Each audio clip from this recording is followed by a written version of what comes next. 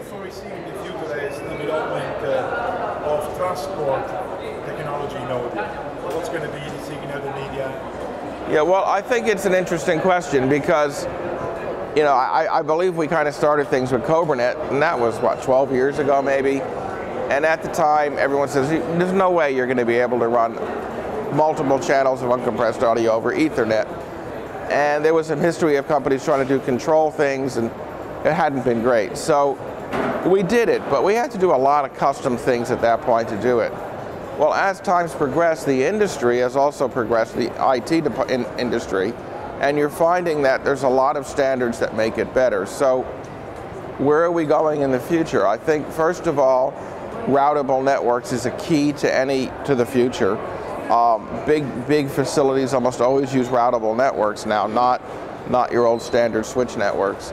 So I think it's important that any technology in the future be able to run over layer 3, which allows you to run over routers, giving you so much more flexibility. So I think that's key. Gigabit for right now, I think is standard. We're certainly seeing 10 gig networks, and I've heard of 40 gig, but we are working on some projects with 10 gigabit networks even.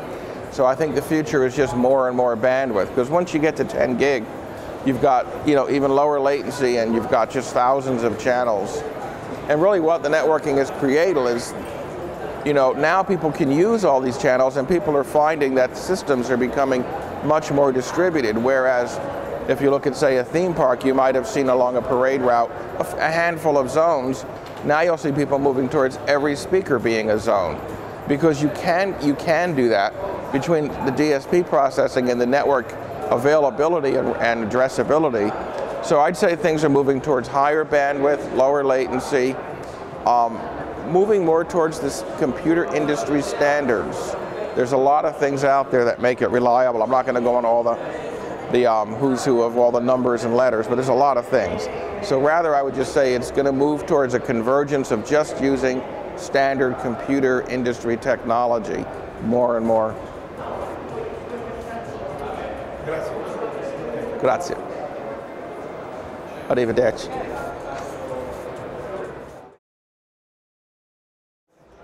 Okay, are we on? Okay.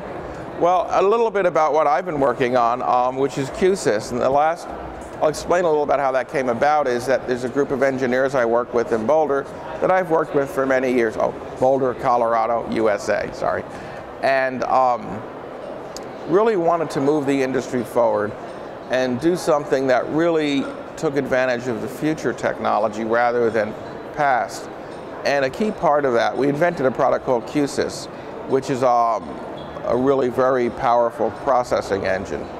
A key part of that is, rather than using DSP chips, which every other product I'm aware of uses, we went directly to using Intel chips that you find in a server computer, like a quad core. And those have so much more processing power. So we're able to just do huge amounts of processing.